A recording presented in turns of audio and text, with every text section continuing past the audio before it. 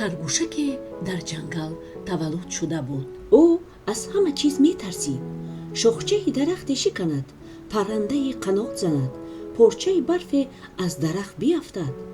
دل خرگوشک به تپش می آمد. خرگوشک یک روز ترسید، 2 روز، 1 هفته، 1 سال کلان شد و همه این به جانش زد. من از یگان کس نمی ترسم. انا تماما ذره هم نمی ترسم. داد زده بگفت خرگوشک. خرگوشانی پیری دیه جمع آمدند. خرگوشانی خردکک دویده آمدند.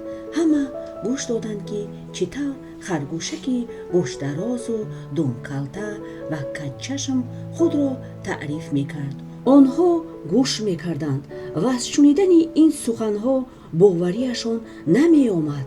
هیچگاه این طور نشده بود که خرگوش از یگان کس نترسیده باشد. تو خرگوشک، تو از گرگ هم نمی ترسی؟ از گرگ هم نمی ترسم. از روباه، از خیس، از یگان کس نمی ترسم. این بسیار ذوق‌آور می نمود. خرگوشان جوان می خندیدند، با دستانشان دهانهای خود را داشتند. تا حتی خرگوشان پیر می خندیدند که آنها را روباه بارها داشته بود و آنها دندانهای گرگ را هم دیده بودند. اینقدر این خرگوشک شوخ است. یک باره همه شاد شدند و به رقص و بازی و پریدن و جهیدن شروع کردند. چی؟ اینجا دور دراز سخن گویم؟ مبادا گرگ با من روبرو شود، من خودم او را میخورم. جسورانه داد زده بگفت خرگوشک. اینقدر این خرگوشک شوخ است، اینقدر این بی عقل است. همه می دیدند که او شوخ و بی عقل است و باز می خندیدند. خرگوشان در باره گرگ حرف می زدند. گرگ باشد به آنجا نزدیک می شد. او در جنگل با کارهای گرگانه خود می گشت. گرسنه شده بود و اکنون فکر می کرد. خوب می شد خرگوش رو می خوردم، می گفت گرگ. گرگ آوازی خرگوشکان را شنید که در نزدیکی بودند و او را به یاد می آوردند. گرگ ایستاده، سپس آهسته آهسته به پیش حرکت نمود. گرگ نزدیکتر شد. از همه بسیارتر خرگوشکی گوش درازی کچشمی دمکلته گپ میزد.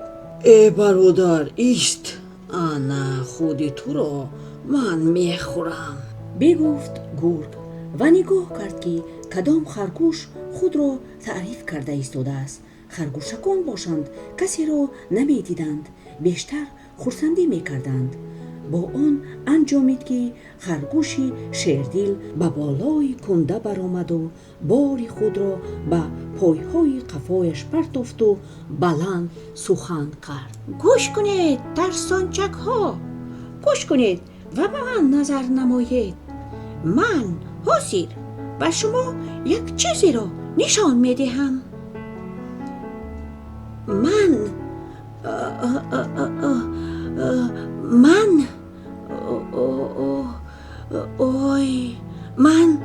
اینجا زبان خرگوش شق شده ماند. خرگوشک گرگ را که به او نگاه میکرد بدید.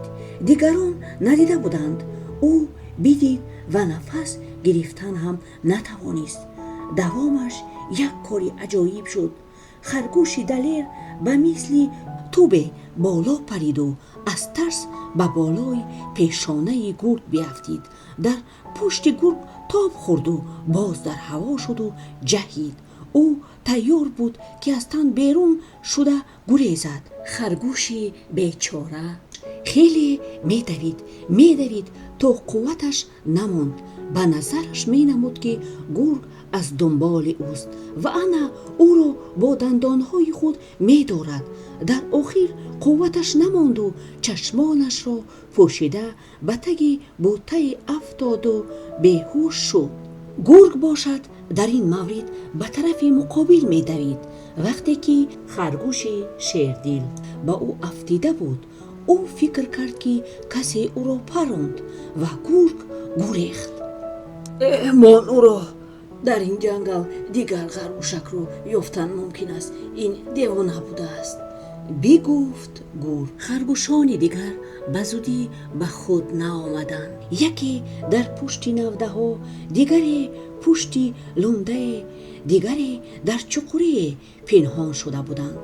дар охир пинҳон шудан ба дили харгушон заду оҳиста оҳиста ноҳтарсони онҳо аз он ҷойҳо берун шуданд. харгушаки мо хуб гургро тарсонд, бигуфтанд ҳама.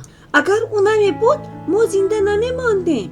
ин харгушаки ҷасури мо дар куҷо бошад? харгушон ба кофтани харгуши шердил шурӯъ карданд. рафтанду рафтанд, дар ҳеҷ ҷое харгуши шердилро намеёфтанд. шояд ӯро ягон гурги дигар хӯрда бошад, фикр карданд онҳо. дар охир ӯро ёфтанд. ӯ дар таги навдаҳо аз тарс пинҳон шуда нишаста буд. офарин харгушаки каччашм, бигуфтанд ҳама якҷоя. эҳ ту харгушар, ту хуб гургро тарсондӣ. ташаккур бародар, мо фикр карда будем ки ту таъриф мекунӣ. харгушаки шердил тез худро далел гирифт. ӯ берун баромад, худро таконда чашмонашро кушода гуфт. шумо чӣ фикр кардед? эҳ шумо тарсончакҳо!